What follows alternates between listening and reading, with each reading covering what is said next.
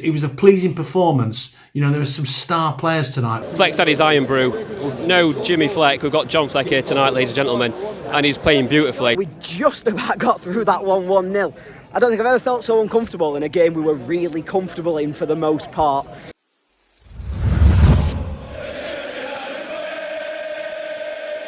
Well, here we are, Blades. 5 home games, 5 cup finals, as the Blades look to cement a playoff position and bounce back from a really awful performance against Stoke. And we started really well. Hecky ringing the changes.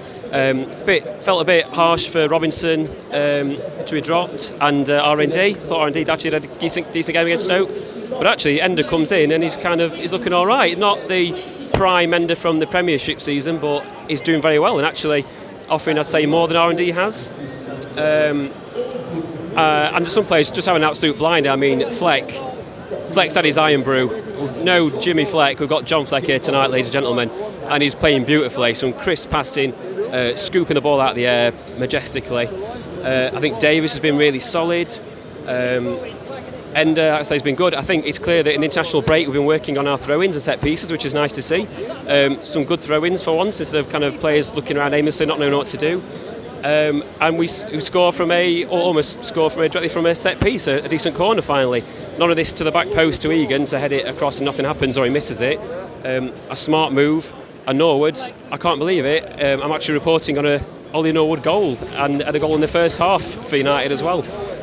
Norwood not blasting it into Rosette, but caressing it, passing it lovely into the goal for his first goal in ages. Absolutely delighted for him. A couple of the good chances. Great pass from 𝐍𝐸𝐍 into McBurney. I mean, 𝐍𝐸𝐍, he can partner with anyone really, can't he?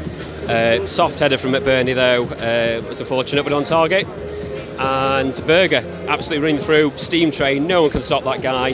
As a shot, hard to tell from where I am here if he could have done better, a bit of a tight angle maybe. But yeah, Berger's frightening. He's got some pace, which I don't think really appreciated. And when he's running at defenders, they're just scared of him, they can't stop him. We're playing really well. Some lovely, good passages of play with some one-touch passing, which is where we've played really well under Hecky. We've kind of rediscovered that after a bit of Slav ball against Stoke. Lovely, crisp one-touch passing. But I feel like we need that second goal. Get that second goal. QPR are rubbish. They've offered very little. They've had a couple of offsides. To be fair, just on the Stoke half-time, they should have scored. Header just under the bar. But other than that, they've done absolutely nothing. Other notable mention for the linesman on the John Street stand, some really weird decisions he's giving there. It's quite entertaining. And the crowd's trying. Atmosphere was really poor to start with, but it's got better. But yeah, we need that second goal. Hiya Blades, so we just about got through that 1-1-0. I don't think I've ever felt so uncomfortable in a game we were really comfortable in for the most part. So we've come out 1-0 at half time. I thought first 20 minutes, I thought we really played quite well. I thought we got on top of him. I thought we had more energy. I thought we really did handle the start of the second half well. I thought once McBurney had gone off, because I felt he had a good game today, I thought once he'd gone off we really struggled to control the ball. I thought we got a little bit nervy, but I can't remember QPR having a shot, which is the sign of a really gritty, deserved win.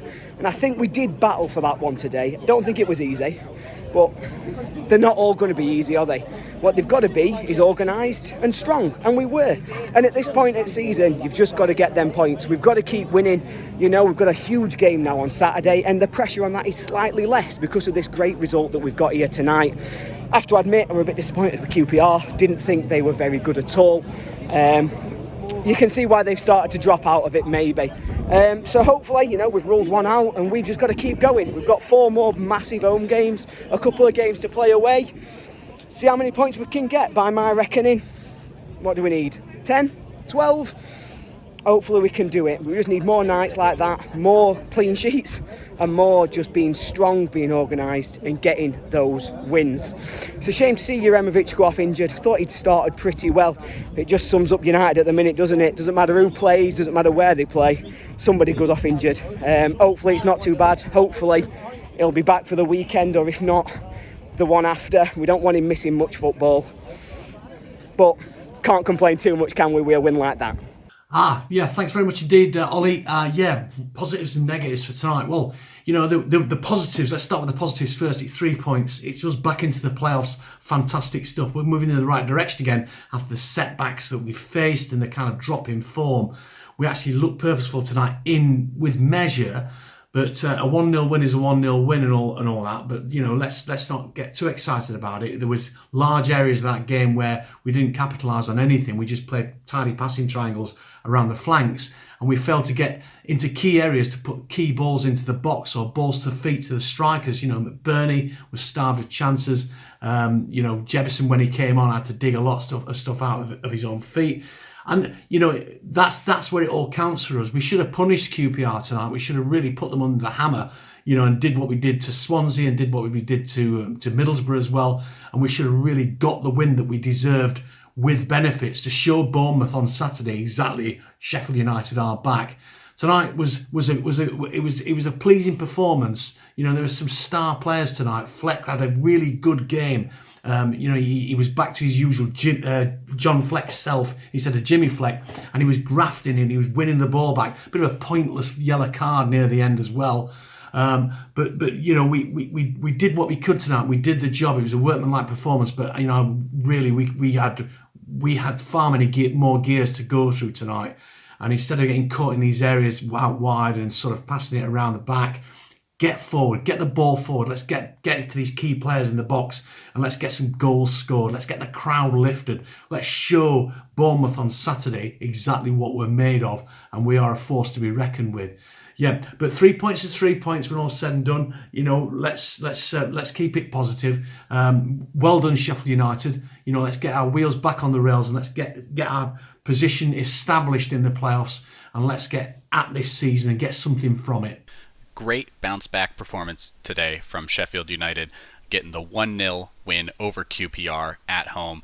The home form doing well. So let's turn to those player ratings right now and check them out. First up, goalkeeper Wes. Giving him an 8 today. He was cool, calm, collected, didn't have a lot to do, but he played a great game. Onto our back three, Aramovich is a 7 today. Solid debut, but you can definitely see that he's still getting used to the system. And hopefully this injury of his is nothing serious, because we cannot have another right-sided center back going down. In the middle of our back three, Egan, 8 from me. He captained the side well today, led the back line, even with the newbie and a left footer on that right-hand side. Very, very solid performance today from Egan. Then we have Ben Davies. I liked his clearances and his long passes today, and that's why I'm giving him a 7.5. They were crisp. He looked more comfortable when he's been playing on this left-hand side, so that's where I'd like to see him playing in the future, back and forth with Jackie Longthrow. Onto our wing-backs. Baldock on the right-hand side gets an 8. You could see the effort that he puts running up and down the pitch constantly. This is peak Baldock. Pure chef's kiss from me. And Enda Stevens on the left-hand side gets the start. Reece Norrington-Davis getting a little bit of a break, maybe a rest, but you could see glimpses of the old Enda Fleck link-up play on that left-hand side, so that's why I gave Enda Stevens a 7. Wasn't quite there 100% today, but you know it's going to be back. And with John Fleck playing as well as he was today, I'm looking forward to it. And speaking of Fleck, on the left-hand side of our midfield, getting that 9.5. Player of the match for me today. He's back. This is John Fleck. This is the man we know and love, running up and down that midfield, making tackles, making passes. 1, 2, 3. Just love it, love it, love it. In the middle, Norwood had a great game. Finally got his goal. Love to see that. Everything from open play was really good. Still some of the other set pieces delivery, not necessarily as best as we can have, but still, I'm not going to fault him today. 8.5 for Norwood. And on the right-hand side, Sander Berge, another 8.5 level performance. QPR could not stop him when he runs with the ball, when he drives forward with the ball. That's his bread and butter. No teams have been able to stop him this season. We need to see more of that from Berge, and that's going to create chances alone. On to Morgan Gibbs-White, the number 10 extraordinaire in attacking midfield, gets an 8.5 from me. The creativity from Morgan was on display today, as always.